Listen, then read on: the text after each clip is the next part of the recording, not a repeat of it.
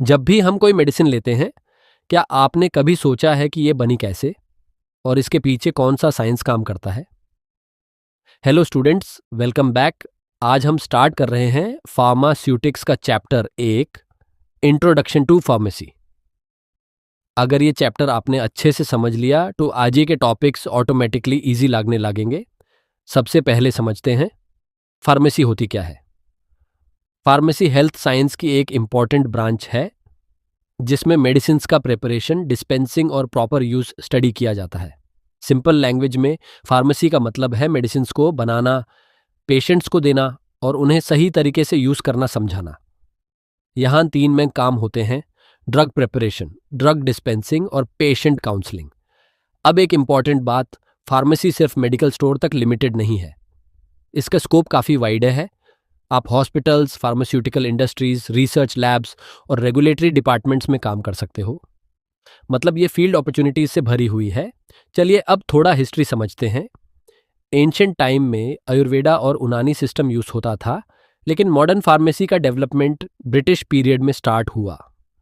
1932 में पहला pharmacy college Chennai में एस्टैब्लिश हुआ और 1948 में फार्मेसी एक्ट पास हुआ। इस एक्ट का मेन पर्पस था फार्मेसी प्रोफेशन को रेगुलेट करना और रजिस्टर्ड फार्मासिस्ट सिस्टम लाना। अब आते हैं करियर ऑप्शंस पर। डी फार्मा या बी फार्मा करने के बाद आप retail pharmacist, hospital pharmacist, production, quality control, quality assurance या रिसर्च एंड डेवलपमेंट में करियर बना सकते हो। अब एक बहुत इंपॉर्टेंट कॉन्सेप्ट, फार्माकोपोइया। फार्माकोपोइया एक ऑफिशियल बुक होती है जिसमें मेडिसिन्स के स्टैंडर्ड्स दिए होते हैं। इसका पर्पस है ड्रग की क्वालिटी मेंटेन करना, स्टैंडर्डाइजेशन करना और सेफ्टी इंश्योर करना। डिफरेंट कंट्रीज की अलग फार्माकोपोइया होती हैं: IPBP, USP और NF।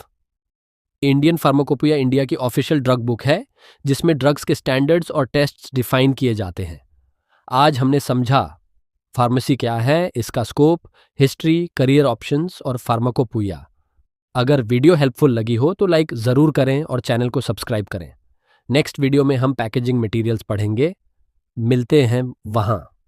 जब भी हम कोई मेडिसिन खरीदते हैं तो हम उसकी स्ट्रिप, बॉटल या बॉक्स ज़रूर देखते हैं, लेकिन क्या आप जानते हो कि पैकेजिंग सिर्फ दिखने के लिए नहीं होती, बल्कि मेडिसिन की सेफ्टी और इफेक्टिवनेस का एक इम्पॉर्टेंट पार्ट होती है।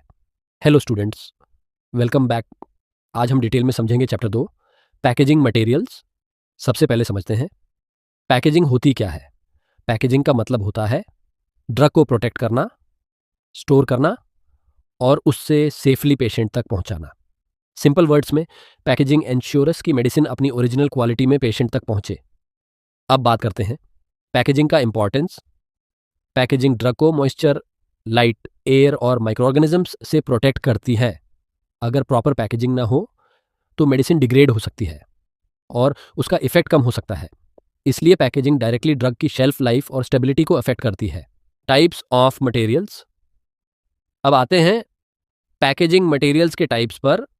फार्मेसी में मेनली 4 टाइप्स के मटेरियल्स यूज होते हैं: ग्लास, प्लास्टिक, मेटल और रबर। सबसे पहले बात करते हैं ग्लास। ग्लास एक केमिकली इनर्ट मटेरियल होता है। इसका मतलब है कि ये ड्रग के साथ रिएक्ट नहीं करता, इसलिए ग्लास कंटेनर्स लिक्विड्स के लिए बेस्ट होते हैं, जैसे सिरप्स और इंजेक्शंस। लेकिन ग्लास की लिमिटेशन ये है कि ये फ्रेजाइल होता है, मतलब इजीली टूट सकता है। नेक्स्ट आता है प्लास्टिक। प्लास्टिक सबसे कॉमनली यूज होने वाला मटेरियल है। ये लाइट वेट होता है, चीप होता है और इजीली डिफरेंट शेप्स में मोल्ड किया जा सकता है। इसलिए टैबलेट्स, कैप्सूल्स और सिरप्स में प्लास्टिक कंटेनर्स का यूज होता है। लेकिन कुछ प्लास्टिक्स में एक प्रॉब्लम होती है, ये ड्रग के कुछ कंपोनेंट्स को अब्जॉर्ब कर सकते हैं या केमिकल्स रिलीज कर सकते हैं। अब बात करते हैं मेटल। मेटल पैकेजिंग स्ट्रांग होती है और लाइट से प्रोटेक्शन प्रोवाइड करती है। एल्यूमिनियम ट्यूब्स का यूज ऑइंटमेंट्स और क्रीम्स के लिए होता है। मेटल कंटेनर्स ड्यूरेबल होते हैं, लेकिन कभी कभी करोशन का इशू हो सकता है। अब लास्ट में रबर। रबर क्लोजर्स का यूज मेनली इंजेक्शंस में होता है। ये एयरटाइट सीलिंग प्रोवाइड करते हैं जो कंटेमिनेशन को रोकता है। इसलिए इंजेक्टेबल प्रिपरेशंस में रबर बहुत इंपॉर्टेंट रोल प्ले करता है।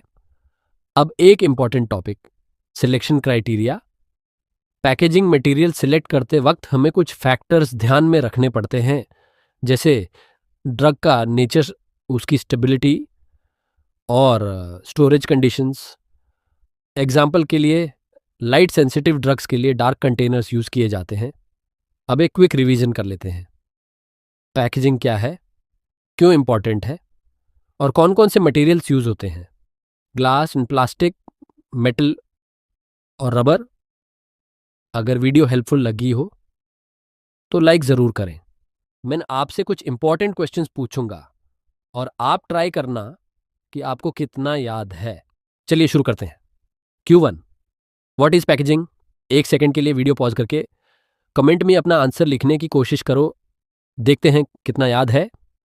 इसका आंसर है packaging is the process of enclosing a pharmaceutical product in a container, ताकि वो एक्सटर्नल फैक्टर से सेफ रहे और पेशेंट तक सेफली पहुंच सके। सिंपल वर्ड्स में मेडिसिन को प्रोटेक्ट करना ही पैकेजिंग का मेन पर्पज है। Q2, what is the importance of packaging? सोचो, अगर मेडिसिन ओपन रहे तो क्या होगा? आंसर, मॉइस्चर आ सकता है, लाइट से डैमेज हो सकता है, एयर के कांटेक्ट में आके डिग्रेड हो सकती है, इसलिए पैकेजिंग इंपॉर्टेंट है। मॉइस्चर सी प्रोटेक्शन, लाइट और एयर सी प्रोटेक्शन, कंटेमिनेशन से safety, shelf life increase, drug stability maintain, ये पॉइंट्स एग्जाम के लिए बहुत इंपॉर्टेंट है। Question 3, what are the types of packaging materials? Answer, mainly 4 types होते हैं, ग्लास, प्लास्टिक, मेटल और rubber. Question 4, what are the advantages of glass? Answer, glass chemically inert होता है, मतलब ड्रग के साथ रिएक्ट नहीं करता, इसलिए लिक्विड मेडिसिन के लिए बेस्ट होता है। Question 5, what are the disadvantages of glass? इसका आंसर है ग्लास फ्रेजाइल होता है, मतलब इजीली टूट सकता है और हैवी भी होता है। Question 6, what are the advantages of plastic? Answer, plastic light weight होता है, चीप होता है और इजीली मोल्ड किया जा सकता है, इसलिए ये सबसे कॉमनली यूज होता है। Question 7, what are the disadvantages of plastic? Answer है कुछ प्लास्टिक्स केमिकल्स अब्जॉर्ब कर सकते हैं या सब्सटेंसेस रिलीज कर सकते हैं, इसलिए हर ड्रग के लिए सूटेबल नहीं होता। Question 8, what are the uses of metal? Answer, metal packaging strong होती है और लाइट से प्रोटेक्शन देती है। एल्यूमिनियम ट्यूब्स का यूज ऑइंटमेंट्स और क्रीम्स के लिए होता है। Question 9, what are the uses of rubber? Answer, rubber closures injections में यूज होते हैं, ये एयरटाइट सीलिंग प्रोवाइड करते हैं और कंटेमिनेशन को रोकते हैं। Question 10, what is selection criteria of packaging? इसका आंसर आप खुद ट्राई करो और देखो कितना याद है। आंसर, ड्रग का nature, stability, storage condition. Example, light sensitive drugs के लिए dark. Hello students, welcome back to the channel. आज हम बात करने वाले हैं फार्मास्यूटिक्स के एक इम्पॉर्टेंट टॉपिक पर। फार्मास्यूटिकल एड्स और प्रिजर्वेटिव्स। सबसे पहले एक सिंपल सी बात समझते हैं, क्या मेडिसिन सिर्फ ड्रग से बनती है? नहीं, अगर सिर्फ ड्रग हो तो वो स्टेबल नहीं रहेगी और पेशेंट यूज इजीली कंज्यूम भी नहीं कर पाएगा, इसीलिए यूज होते हैं फार्मास्यूटिकल एड्स। फार्मास्यूटिकल एड्स वो सब्सटेंसेस होते हैं जो खुद ट्रीटमेंट नहीं करते, लेकिन मेडिसिन को बनाने, स्टेबल रखने और पेशेंट फ्रेंडली बनाने में हेल्प करते हैं। सिंपल लैंग्वेज में समझो, ये मेडिसिन के हेल्पर्स होते हैं। ऑर्गेनोलेप्टिक एजेंट्स का मतलब होता है टेस्ट, कलर और स्मेल को इम्प्रूव करना। कलरिंग एजेंट्स मेडिसिन को अट्रैक्टिव बनाते हैं, स्पेशली बच्चे इजीली एक्सेप्ट कर लेते हैं। एग्जाम्पल, टार्ट्राजीन फ्लेवरिंग एजेंट्स टेस्ट को बेटर बनाते हैं, जैसे ऑरेंज या पेपरमिंट। मोस्टली सिरप्स और च्यूएबल टैबलेट्स में यूज होते हैं। स्वीटनिंग एजेंट्स का काम होता है कड़वी मेडिसिन को मीठा बनाना। यहाँ एक इंपॉर्टेंट पॉइंट, डायबिटिक पेशेंट्स के लिए शुगर नहीं, आर्टिफिशियल स्वीटनर्स जैसे सकरिन यूज होता है। अब आते हैं प्रिजर्वेटिव्स पर। यह टॉपिक एग्जाम के लिए काफ़ी इंपॉर्टेंट है। प्रिजर्वेटिव्स वो सब्सटेंसेज होते हैं जो मेडिसिन में बैक्टीरिया और फंगी की ग्रोथ को रोक देते हैं और पेशेंट को इन्फेक्शन का रिस्क हो सकता है। इसीलिए प्रिजर्वेटिव्स का मेन रोल होता है मेडिसिन को सेफ और long lasting banana. Need of preservatives में आता है मेडिसिन को स्पॉइल होने से बचाना, शेल्फ लाइफ बढ़ाना और पेशेंट सेफ्टी इंश्योर करना। एक आइडियल प्रिजर्वेटिव नॉन टॉक्सिक होना चाहिए, कम क्वांटिटी में इफेक्टिव होना चाहिए, स्टेबल होना चाहिए और ड्रग के साथ रिएक्ट नहीं करना चाहिए। टाइप्स ऑफ प्रिजर्वेटिव्स में आता है अल्कोहल, जैसे इथेनॉल एसिड्स, जैसे benzoic acid asters, parabens, quaternary ammonium compounds, benzalkonium chloride. ये एग्जाम्पल्स एग्जाम के लिए इंपॉर्टेंट हैं, इन्हें याद रखना। यूजेस में सिरप्स में माइक्रोबियल ग्रोथ रोकने के लिए, आई ड्रॉप्स में इन्फेक्शन प्रिवेंट करने के लिए, क्रीम्स और लोशंस में स्टेबिलिटी मेंटेन करने के लिए प्रिजर्वेटिव्स यूज होते हैं। आज तुमने एक इंपॉर्टेंट कॉन्सेप्ट क्लियर किया, फार्मास्यूटिकल एड्स जो मेडिसिन को सपोर्ट करते हैं और प्रिजर्वेटिव्स जो मेडिसिन को सेफ बनाते हैं। अगर तुम रेगुलर रिवीजन करोगे तो ये टॉपिक बहुत इजी हो जाएगा और एग्जाम में डायरेक्ट स्कोर मिलेगा।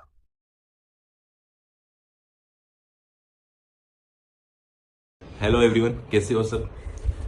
चलो आज हम कंटिन्यू करते हैं चैप्टर नंबर 4 यूनिट ऑपरेशन, जो कि थोड़ा थ्योरेटिकल होने वाला है, लेकिन हम इसको थोड़ा इजी कर देंगे आपके लिए, जो एग्ज़ाम में आपको इजी समझ में आए और आप अच्छे से इसको प्रिपेयर करके अच्छी परफॉर्मेंस दे सको एग्ज़ाम में। तो कंटिन्यू करते हैं। तो जो सबसे पहले एक सिंपल सा सवाल आता है अपने जहन में कि जब हम मेडिसिन बनाते हैं क्या डायरेक्ट बन जाती है? ये चीज़ आप कमेंट में बताओ मुझे। तो इसका एक जवाब है कि नहीं, उसमें बहुत सारे छोटे छोटे स्टेप्स होते हैं जिनके बारे में आज अपन स्टडी करेंगे। वो कौन कौन से स्टेप्स हैं और उन स्टेप्स को अपन बोलते हैं यूनिट ऑपरेशन। मतलब सिंपल लैंग्वेज में अपन समझे तो ड्रग बनाने का बेसिक स्टेप्स जो होती है उनको अपन यूनिट ऑपरेशन बोलते हैं। चलो अपन यूनिट ऑपरेशन का जो फर्स्ट टॉपिक है साइज रिडक्शन, वो स्टार्ट करते हैं। अगर आपके पास बड़े बड़े पार्टिकल्स हैं तो क्या आप डायरेक्टली टेबलेट बना सकते हैं? नहीं ना, पहले उन्हें पाउडर बनाना पड़ेगा। इसी प्रोसेस को कहते हैं साइज रिडक्शन। तो इसका जो प्रिंसिपल है वो क्या है, उसके बारे में अपन स्टडी करते हैं। सिंपल सी बात है, जब उनमें चेंजेस आएंगे तो पार्टिकल साइज बदलेंगे, टूटेंगे और वो अपनी साइज को चेंज करेंगे। अब ये पाउडर अंदर जाने के बाद में वो काम किस तरीके से करेगी मशीन, उसको अपन समझते हैं। मटेरियल अंदर डालने के बाद में उसके ऊपर फोर्स लगेगा, फोर्स लगने से वो पाउडर फॉर्म कन्वर्ट होगी, बदलेगा, उसमें कुछ ना कुछ चेंजेस होंगे। जो अपन ने पाउडर लिया है वो सेम साइज का होगा नहीं, सारे पार्टिकल्स बड़े छोटे होंगे, उनको भी अपन को अलग करना होगा। और इस प्रोसेस को अपन बोलेंगे सिविंग प्रोसेस, जो जनरली अपने घर में भी काम में होती है। आपको पता हो तो घर में अधिकतर आटा वगैरह छानते हैं तो बड़े पार्टिकल्स को अपन अलग कर लेते हैं और जो छोटे पार्टिकल्स होते हैं उनको अपन काम में लेते हैं। उसी तरह इनमें भी यही प्रोसेस काम में आती है, जिसको अपन स्विंग प्रोसेस बोलते हैं, साइज सेपरेशन वगैरह। अब इसमें मिक्सिंग फार्मास्यूटिक्स में एक प्रोसेस है जिसमें 2 या 2 से अधिक इंग्रेडिएंट को इस तरह मिक्स मिलाया जाता है कि पूरा मिक्सर यूनिफॉर्म हो जाए। जैसे इसके अंदर प्रिंसिपल दे रखा है, पार्टिकल्स मूव करके आपस में मिक्स हो जाते हैं। कंस्ट्रक्शन दे रखा है, एक कंटेनर होता है जिसके अंदर ब्लेडर वगैरह लगे होते हैं जो पूरा मिक्स करने के लिए काम में आता है।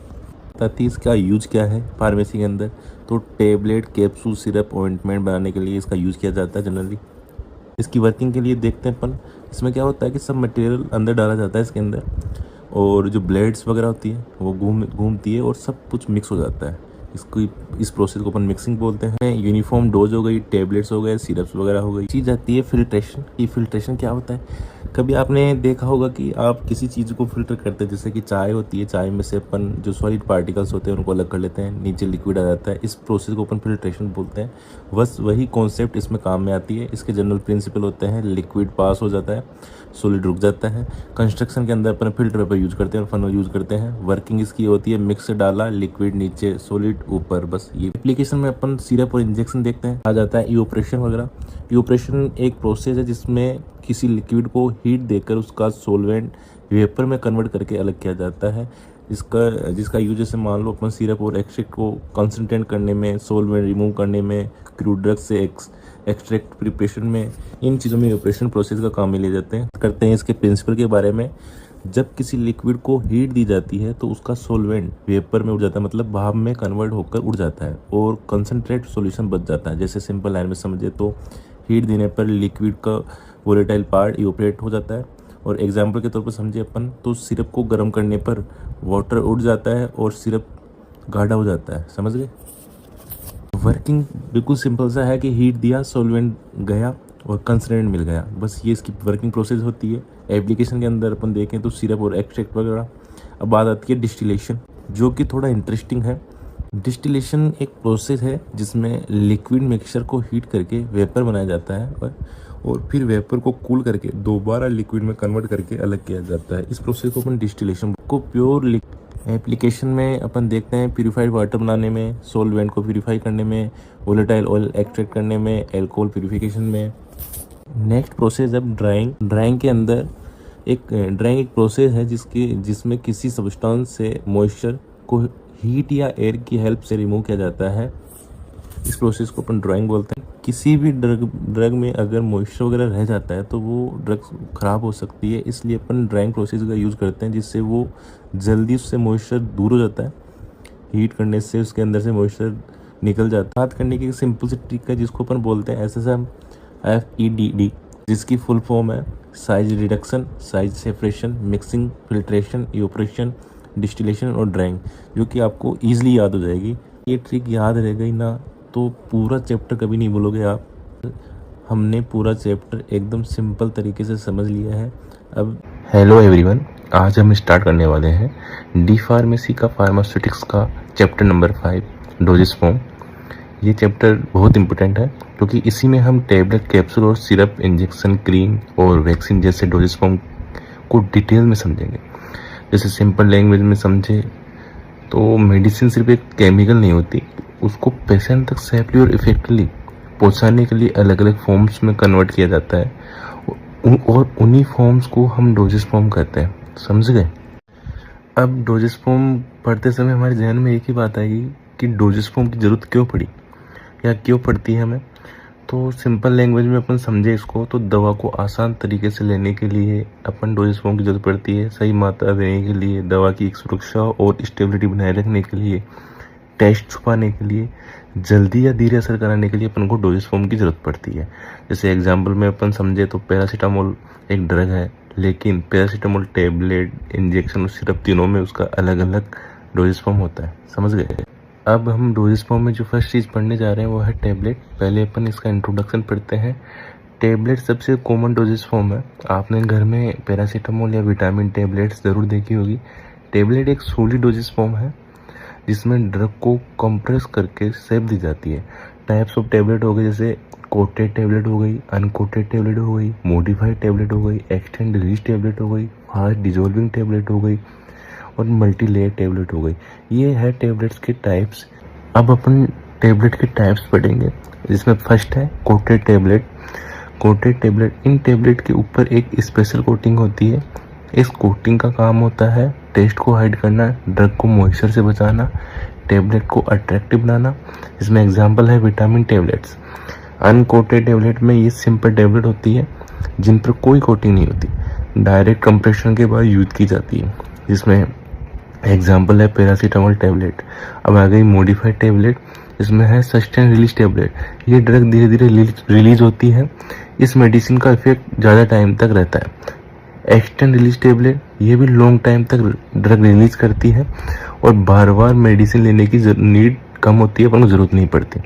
अब आ गई फास्ट डिजोल्विंग टैबलेट, ये मुंह में रखते ही जल्दी डिजोल्व हो जाती है, वाटर की ज़रूरत नहीं पड़ती। एग्जाम्पल वोमिटिंग की मेडिसिन। अब आ गई मल्टी लेयर टैबलेट, एक टैबलेट में अलग अलग लेयर होती है, हर लेयर अलग ड्रग या अलग रिलीज पैटर्न के लिए होती है।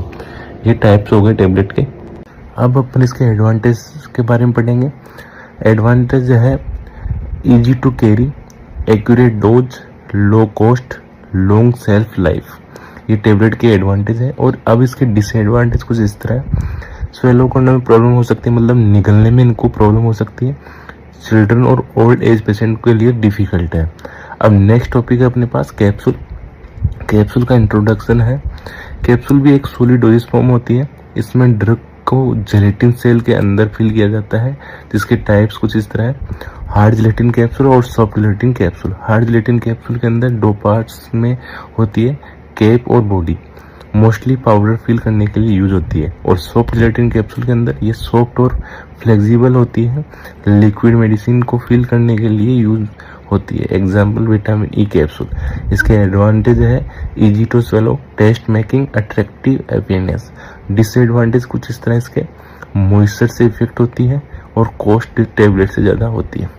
नेक्स्ट है liquid oral preparation. Liquid dosage form वो मेडिसिन होती है जो लिक्विड फॉर्म में माउथ से दी जाती है। जैसे इनके टाइप्स है: सॉल्यूशन हो गया, सिरप हो गई, लिक्जर हो गया, इमल्सन हो गया, सस्पेंशन हो गया, ड्राई पाउडर फॉर रिकॉन्स्टिट्यूशन हो गया। तो अपन पहला पढ़ते हैं सॉल्यूशन। जब ड्रग कंप्लीटली डिजोल्व हो जाए तो सॉल्यूशन बनता है। एग्जांपल है ORS सॉल्यूशन। सिरप के अंदर आता है स्वीट विस्कस लिक्विड प्रिपरेशन को सिरप कहते हैं। चिल्ड्रन मेडिसिन में कॉमनली यूज होती है। Example cough syrup. एलिक्सर के अंदर स्वीट एल्कोहलिक लिक्विड प्रिपरेशन को एलिक्सर कहते हैं। इमल्शन के अंदर दो इमिशिबल लिक्विड को मिक्सर होता है, जैसे ऑयल और वाटर। एग्जाम्पल के तौर पे कोड लिवर ऑयल इमल्शन। अब इमल्सन के बाद में आता है सस्पेंशन। सस्पेंशन के अंदर इनसोल्युबल ड्रग पार्टिकल्स लिक्विड में डिस्पर्स रहते हैं। एग्जांपल है एंटासिड सस्पेंशन। नेक्स्ट आता है इसके अंदर dry powder for reconstitution. Powder form में मेडिसिन दी जाती है, यूज करने से पहले वाटर ऐड किया जाता है। एग्जांपल है एंटीबायोटिक सिरप। अब नेक्स्ट टॉपिक आता है टॉपिकल प्रिपरेशन। टॉपिकल प्रिपरेशन क्या होती है? टॉपिकल प्रिपरेशन में बॉडी के आउटर सरफेस पर अप्लाई की जाती है। जैसे एग्जांपल ऑइंटमेंट, क्रीम्स आ गए। अब टॉपिकल प्रिपरेशन में टाइप्स कौन कौन से इनके? पहला है ऑइंटमेंट है, क्रीम है, पेस्ट है, जेल है, लिनिमेंट्स है, लोशन है, सपोजिटरीज है। फर्स्ट अपन पढ़ते हैं इसके अंदर ऑइंटमेंट। इसमें आता है ग्रेसी सेमी सॉलिड प्रिपरेशन होती है, स्किन पर प्रोटेक्टिव लेयर बनाने के लिए काम में ली जाती है। नेक्स्ट आता है क्रीम। क्रीम क्या होता है? नॉन ग्रेसी और स्मूथ प्रिपरेशन होती है, स्किन में इजीली स्प्रेड हो जाती है। नेक्स्ट आता है paste. Paste thick semi solid preparation होती है, स्किन प्रोटेक्शन के लिए यूज होती है। नेक्स्ट आ गया gel. Gel transparent semi solid preparation होती है, कूलिंग इफेक्ट देती है। अब फिफ्थ टाइप है nasal preparation and ear preparation. Nasal preparation ये मेडिसिन नोज के थ्रू दी जाती है, नाक से दी जाने वाली चीज़ों को अपन नेजल प्रिपरेशन बोलते हैं। Example nasal spray. अब आ गए year preparation. Ear drops infection और पेन के लिए ट्रीटमेंट में यूज होती है, जिनको अपन ईयर प्रिपरेशन बोलते हैं, जो कान की तरफ दी जाती है। ठीक है। अब नेक्स्ट टॉपिक आ गया पाउडर एंड ग्रेनुअल्स, जिसके अंदर फर्स्ट टाइप है इनसफ्लेशन। इसके अंदर क्या होता है? फाइन पाउडर जो बॉडी कैविटीज में अप्लाई की जाती है। अब नेक्स्ट इसके अंदर डस्टिंग पाउडर, जो स्किन पर अप्लाई की जाने वाली पाउडर्स होती है। एग्जाम्पल के तौर पर देखें तो कैंडिड पाउडर। अब नेक्स्ट आ गया एफरवेसेंट वगैरह पाउडर, जो वाटर में डालते ही बबल्स प्रोड्यूस करते हैं। नेक्स्ट है एफरवेसेंट ग्रेनुअल्स वगैरह। ग्रेनुअल डोजेज फॉर्म जो वाटर में डिजोल्व होने पर फिज क्रिएट करता है। अब नेक्स्ट है sterile formation. Sterile formation completely micro organism free होती है, इन्हें बहुत हाइजीन कंडीशन में प्रिपेयर किया जाता है, जिसके अंदर फर्स्ट टाइप्स है इंजेक्टेबल। नेक्स्ट है आई ड्रॉप्स, आई ऑइंटमेंट वगैरह। इंजेक्टेबल जो डायरेक्ट बॉडी में इंजेक्ट की जाने वाली स्टेराइल प्रिपरेशन होती है। एग्जाम्पल पर देखें इंसुलिन इंजेक्शन। और आई ड्रॉप्स के अंदर स्टेराइल लिक्विड प्रिपरेशन जो आई में यूज होती है। आई ऑइंटमेंट के अंदर आई इन्फेक्शन को ट्रीट करने के लिए यूज होती है। अब नेक्स्ट है इम्यूनोलॉजिकल प्रोडक्ट, जिसके अंदर आ गया सीरा, वैक्सीन, टॉक्सोइड्स वगैरह। सीरा ब्लड सीरम से प्रिपेयर्ड प्रोडक्ट्स जो इम्यूनिटी प्रोवाइड करते हैं। वैक्सीन बॉडी की इम्यूनिटी को स्ट्रॉन्ग बनाती है और डिजीज से प्रोटेक्शन देती है। Example polio vaccine. टॉक्सोइड्स के अंदर टॉक्सोइड्स को इनएक्टिव करके टॉक्सोइड बनाए जाते हैं, ये इम्यूनिटी डेवलप करते हैं बिना डिजीज कोज किए। Example tetanus toxoid. तो फ्रेंड्स, आज हमने चैप्टर 5 के ऑलमोस्ट सभी डोजेस फॉर्म को डिटेल में समझा। टैबलेट से लेकर वैक्सीन तक हर डोजेस फॉर्म का अपने एक स्पेशल पर्पस होता है। अगर आपको सभी चीज़ें अच्छे समझ में आई है तो आप लाइक करें, शेयर करें। Hello students, welcome back. आज हम स्टार्ट करने वाले हैं chapter number 6, basic structure, quality control and quality assurance वगैरह। और ट्रस्ट में ये चैप्टर थोड़ी से ज़्यादा प्रैक्टिकल लाइफ में इम्पोर्टेंट है, क्योंकि हर मेडिसिन मार्केट में आने से पहले बहुत सारे क्वालिटी चेक से पास होती है, तब जाके वो मार्केट में आती है। इसमें पहला पॉइंट है basic structure of pharmaceutical manufacturing plant. Students, pharmaceutical manufacturing plant एक नॉर्मल फैक्ट्री नहीं होती। यहाँ मेडिसिन इतनी केयरफुली बनाई जाती है कि कंटामिनेशन के एक टीनी पार्टिकल भी अलाउ नहीं होता। जैसे कि प्लांट का डिज़ाइन ऐसा होता है कि क्लीननेस मेंटेन रहे, मेडिसिन सेफ रहे, वर्कर्स इफेक्टिवली काम कर सकें। अब डिफरेंट सेक्शन ऑफ प्लांट, अब इसके अंदर प्लांट को डिफरेंट सेक्शन में डिवाइड किया जाता है। जैसे रॉ मटेरियल एरिया, यहाँ मेडिसिन बनाने के लिए रॉ मटेरियल स्टोर होते हैं, एग्जाम्पल हो गया एपीआई, एक्सिपिएंट्स वगैरह। और मैन्युफैक्चरिंग एरिया, यहाँ एक्चुअल मेडिसिन प्रिपरेशन होती है जिसमें मिक्सिंग, ग्रेनुलेशन, कंप्रेशन वगैरह, फिलिंग वगैरह। और नेक्स्ट आता है क्वालिटी कंट्रोल लेबोरेटरी। ये प्लांट के सबसे इम्पोर्टेंट सेक्शन होता है। यहाँ मेडिसिन की टेस्टिंग होती है, चेक किया जाता है प्योरिटी, स्ट्रेंथ, सेफ्टी वगैरह। नेक्स्ट आता है पैकेजिंग एरिया। यहाँ मेडिसिन को सेफली पैक किया जाता है ताकि मार्केट तक डैमेज ना हो, एग्जाम्पल स्ट्रिपल बोटल्स या ब्लिस्टर पैकेट वगैरह। नेक्स्ट आता है फिनिश्ड प्रोडक्ट स्टोर। जो मेडिसिन कम्प्लीटली रेडी हो जाती है उन्हें यहाँ स्टोर किया जाता है बिफोर सप्लाई। अब आ गई activities in pharmaceutical plants. Plants में सिर्फ मेडिसिन बनाना ही काम नहीं होता, इसमें इंपॉर्टेंट एक्टिविटीज़ ये भी होती है कि raw material receiving, production, quality testing, packaging, storage, distribution वगैरह। अब नेक्स्ट आता है इसके अंदर क्वालिटी कंट्रोल। अब एक इम्पोर्टेंट क्वेश्चन ये है कि अगर मेडिसिन की टेस्टिंग ही ना हो तो पेशेंट को कैसे पता चलेगा कि मेडिसिन सेफ़ है या नहीं। इसलिए ये क्वालिटी कंट्रोल इसमें यूज़ किया जाता है ताकि मेडिसिन के बारे में पता लगाया जाए कि ये सेफ़ है या नहीं है। डेफिनेशन इसकी है कि क्वालिटी कंट्रोल एक प्रोसेस है जिसमें मेडिसिन की टेस्टिंग और चेकिंग की जाती है। क्वालिटी कंट्रोल का मेन वर्क है raw material testing, in process testing, final product testing. Example हो गए इसके टेबलेट में चेक होता है वेट, हार्डनेस, डिजोल्यूशन वगैरह, पोटेंसी वगैरह। अब नेक्स्ट है क्वालिटी एश्योरेंस वगैरह, जिसमें बहुत लोग क्वालिटी कंट्रोल और क्वालिटी एश्योरेंस में कन्फ्यूज हो जाते हैं। सिंपल लैंग्वेज में समझे तो क्वालिटी कंट्रोल प्रोडक्ट को टेस्ट करता है और क्वालिटी एश्योरेंस वगैरह प्योर सिस्टम को कंट्रोल करता है, जो इसका पूरा सिस्टम होता है उसको कंट्रोल करता है। डेफिनेशन इसकी यह है कि क्वालिटी एश्योरेंस एक प्लांट सिस्टम है जो इंश्योर करता है कि मेडिसिन कंसिस्टेंटली गुड क्वालिटी की बने, अच्छी बने। अब क्वालिटी एश्योरेंस का फोकस क्या है, इसमें डॉक्यूमेंटेशन, एसओपी फॉलो करना, monitoring, staff training, GMP, compliance वगैरह। क्वालिटी कंट्रोल और क्वालिटी एश्योरेंस वगैरह में क्या अंतर है, जैसे मान लो क्वालिटी कंट्रोल में डिफेक्ट डिटेक्ट और करता है और क्वालिटी एश्योरेंस में डिफेक्ट प्रिवेंट करता है। सिंपल ट्रिक है क्वालिटी कंट्रोल, चेकिंग और क्वालिटी एश्योरेंस वगैरह प्रिवेंटिंग वगैरह। अब नेक्स्ट आता है जीएमपी, सीजीएमपी। अब आता है फार्मास्यूटिकल इंडस्ट्रीज को गोल्डन रूल, जो क्या क्या है। CGMP full form current good manufacturing practice. Purpose क्या है इसका, ये इंश्योर करता है कि मेडिसिन सेफ हो, कंटामिनेशन फ्री हो, प्रॉपर क्वालिटी मेंटेन हो। और cGMP requirement clean environment, train workers, proper machine, documentation, hygiene वगैरह, इनका प्रॉपर ध्यान रहना चाहिए। जैसे अपन एग्जांपल समझ सकते हैं कि वर्कर्स को मास्क वगैरह लगा के रहें, ग्लव्स वगैरह, केप वगैरह लगा के रहें। वियर करना कंपल्सरी होता है। इंपॉर्टेंस ऑफ सीजीएमपी, अगर सीजीएमपी फॉलो ना हो तो कंटामिनेशन हो सकता है, रॉन्ग मेडिसिन बन सकती है, पेशेंट की लाइफ रिस्क में आ सकती है। इसलिए फार्मास्यूटिकल इंडस्ट्री में सीजीएमपी बहुत इंपॉर्टेंट है। अब जब इसमें आता है कैलिब्रेशन वगैरह, मशीन भी कभी कभी रॉन्ग रीडिंग देने लग जाती है, कभी कभी होता है ऐसा, इसलिए कैलिब्रेशन वगैरह का यूज़ इसमें इम्पोर्टेंट है। डेफिनेशन इसका ये है कि कैलिब्रेशन का मतलब मशीन की एक्यूरेसी चेक करना, एग्जांपल जैसे वेइंग बैलेंस, थर्मोमीटर वगैरह। अब नेक्स्ट है वैलिडेशन वगैरह। वैलिडेशन इंश्योर करता है कि प्रोसेस प्रॉपर्ली काम कर रहा है या नहीं। डेफिनेशन इसका कुछ इस तरह है, वैलिडेशन एक डॉक्यूमेंटेड प्रूफ है कि प्रोसेस कंसिस्टेंटली सेम रिजल्ट दे रहा है या नहीं। Types of validation, process validation, equipment validation और क्लीनिंग वैलिडेशन। एग्जांपल कुछ इस तरह इसके, अगर मशीन हर बार सेम क्वालिटी की टेबलेट्स बनाए तो प्रोसेस वैलिडेट माना जाएगा। तो अब अपन ने चैप्टर 6 पढ़ा, इसका कंक्लूजन क्या निकलता है। तो आज हमने पढ़ा है फार्मास्यूटिकल मैन्युफैक्चरिंग प्लांट, जिसके अंदर अपन ने पढ़ा क्वालिटी कंट्रोल, क्वालिटी एश्योरेंस वगैरह, सीजीएमपी, कैलिब्रेशन वगैरह, वैलिडेशन वगैरह।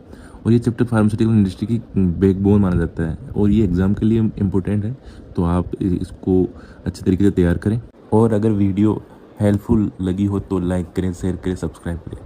Thank you sir, thank you. एक मेडिसिन को सिर्फ बनाना ही इंपॉर्टेंट नहीं होता। आज हम पढ़ेंगे novel drug delivery systems. NDDS में ड्रग को डिलीवर किया जाता है, right medicine, right place and right time. और सोचो, अगर मेडिसिन बॉडी में सही जगह ही ना पहुंचे या जल्दी इफेक्ट खत्म हो जाए तो पेशेंट को प्रॉपर बेनिफिट कैसे मिलेगा? इसी प्रॉब्लम को सॉल्व करने के लिए आया है नवेल ड्रग डिलीवरी सिस्टम यानी NDDS। NDDS एक मॉडर्न मेथड है जिसमें ड्रग को बॉडी में कंट्रोल्ड और टारगेटेड वे में डिलीवर किया जाता है ताकि बेटर इफेक्ट माइल्ड और साइड इफेक्ट्स कम हो। अब सवाल आता है NDDS की जरूरत क्यों पड़ी? पहले नॉर्मल मेडिसिन में कई प्रॉब्लम्स होती थी। कभी मेडिसिन का इफेक्ट जल्दी खत्म हो जाता था, कभी ड्रग एग्जैक्ट टारगेट साइट तक नहीं पहुंच पाती थी और कई बार पेशेंट को बार बार मेडिसिन लेनी पड़ती थी। इसीलिए NDDS डेवलप किया गया। NDDS के मेन बेनिफिट्स हैं better drug effect, side effects कम होना, ड्रग का टारगेट साइट तक पहुंचना, लॉन्ग लास्टिंग इफेक्ट मिलना और पेशेंट कंप्लायंस इंप्रूव होना। एग्जाम्पल के लिए एक नॉर्मल टैबलेट दिन में 3 बार लेनी पड़ सकती है, लेकिन मॉडिफाइड ड्रग सिर्फ 1 बार लेनी पड़ती है। अब बात करते हैं NDDS के डिफरेंट टाइप्स की। सबसे पहला है sustained release drug delivery system. इसमें मेडिसिन धीरे धीरे रिलीज होती है। इसका बेनिफिट है लॉन्ग टाइम तक इफेक्ट मिलना और बार बार मेडिसिन नहीं लेनी पड़ती। Example extended release tablets. दूसरा टाइप है controlled release drug delivery system. इस सिस्टम में ड्रग फिक्स्ड स्पीड से रिलीज होती है जिससे मेडिसिन का लेवल कंट्रोल्ड रहता है और ट्रीटमेंट बेटर होता है। तीसरा टाइप है टारगेटेड ड्रग डिलीवरी सिस्टम। इसमें मेडिसिन डायरेक्टली अफेक्टेड एरिया तक पहुंचाई जाती है जिससे साइड इफेक्ट्स कम होते हैं और एक्शन बेटर होता है। Example cancer therapy. चौथा टाइप है ट्रांसडर्मल ड्रग डिलीवरी सिस्टम। इसमें मेडिसिन स्किन के थ्रू बॉडी में जाती है। एग्जाम्पल्स हैं निकोटिन पैच और पेन रिलीफ पैच। इसका बेनिफिट है इजी यूज और लॉन्ग लास्टिंग इफेक्ट। पांचवा टाइप है लिपोसोमल ड्रग डिलीवरी सिस्टम। इसमें ड्रग को स्पेशल वेसिकल में पैक किया जाता है जिससे बेटर एब्जॉर्प्शन मिलता है और टॉक्सिसिटी रिड्यूस होती है। NDDS के कुछ कॉमन एग्जाम्पल्स हैं insulin pump, transdermal patch, sustained release tablet liposomes और नैनो पार्टिकल्स। AB एडवांटेजेस की बात करें तो NDDS बेटर थेरेप्यूटिक इफेक्ट देता है, साइड इफेक्ट्स कम करता है, कंट्रोल्ड ड्रग रिलीज प्रोवाइड करता है, पेशेंट कंप्लायंस इंप्रूव करता है, लेस डोजिंग फ्रीक्वेंसी देता है और बायो अवेलेबिलिटी भी बेटर होती है। सिंपल वर्ड्स में better treatment with less problems. लेकिन हर टेक्नोलॉजी की तरह NDDS के कुछ चैलेंजेस भी हैं, जैसे high cost, complex technology, difficult manufacturing और स्टेबिलिटी प्रॉब्लम्स। यानी सिस्टम काफ़ी इफेक्टिव है लेकिन एक्सपेंसिव और डिफ़िकल्ट भी हो सकता है। तो ओवरऑल NDDS मेडिसिन को स्मार्टर, मोर इफेक्टिव और पेशेंट फ्रेंडली बनाता है। और वीडियो हेल्पफुल लगी हो तो लाइक, शेयर एंड सब्सक्राइब ज़रूर करना। मिलते हैं नेक्स्ट वीडियो में।